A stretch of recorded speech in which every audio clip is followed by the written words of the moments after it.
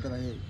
तो क्या हुआ कि साहब एक दिन वो बीमार हो गए तो उन्होंने अपनी पोती से कहा कि बेटा आज मेरी तबीयत सही नहीं है, आज तू ऐसा करियो ठाकुर जी को भोग तू लगा दियो।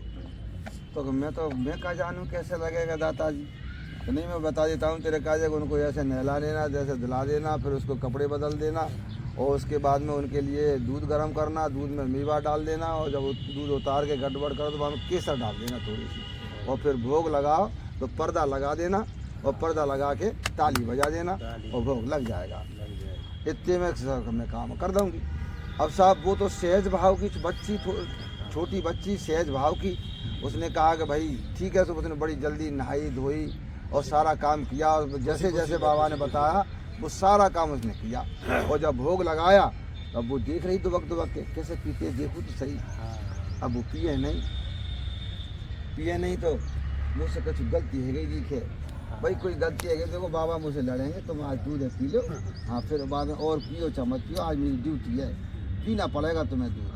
अब तो अरे मैं तो वो पर्दा लगाया हुआ तो भूल ही गई। अब वो पर्दा लगाया और पर्दा लगा के देखती नहीं हो जाए पिए कि नहीं, देखो तो सही पिए कि नहीं। अब साहब वो सहजता को देखते हुए वो रीझ गए और रीझ करके साहब उन्होंने वो दूध पी लिया।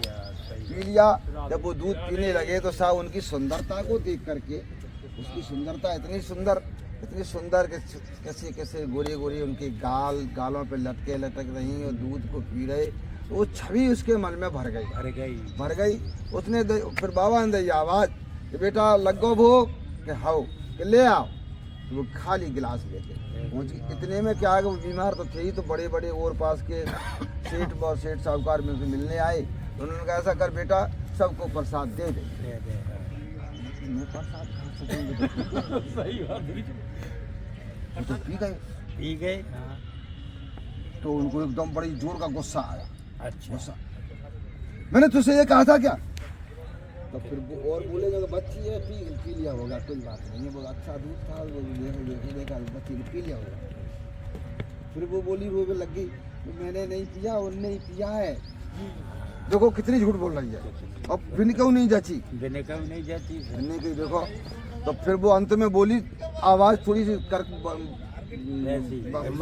हिम्मत करके कि दूध उन्होंने पिया है, मैंने नहीं पिया।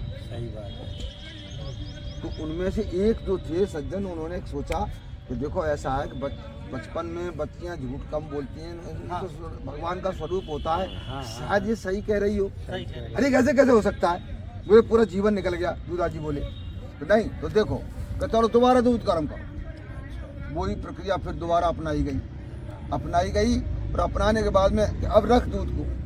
अब देखे हम देखते हैं सभी तो मैंने कही कि अब वो रोने लगी, आर्त स्वर में बोली क्या देखो मेरे नाम बदला, दूध तुमने पियो और लग नहीं फिर ऐसा मत करो, या इनके सबके सामने पी के बाद।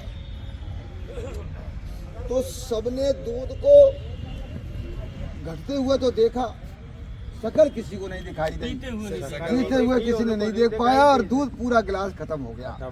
तो वे सब जो थे नहीं सेठ और वे, तो वे सब पहले तो दूधाजी के पैरों पड़ गए, क्योंकि तुम्हारा तो पूरा कुल ही तर गया और साथ में हमारा और भला हो गया। तो सहजता जब होती है नहीं, तो सहजता में तो भगवान के दर्शन हो जाते हैं। हाँ, तो वो मीरा थी, उनका नाम तो मीरा था। अब मीरा को तो छवि उसी दिन से भाग गई, तो फिर दूसरे काय को दिमाग लगाएं, अंतर ध्यान तो फिर और उसी में समा गई थी फिर धीरे धीरे वो समा गई। हाँ बहुत अच्छे।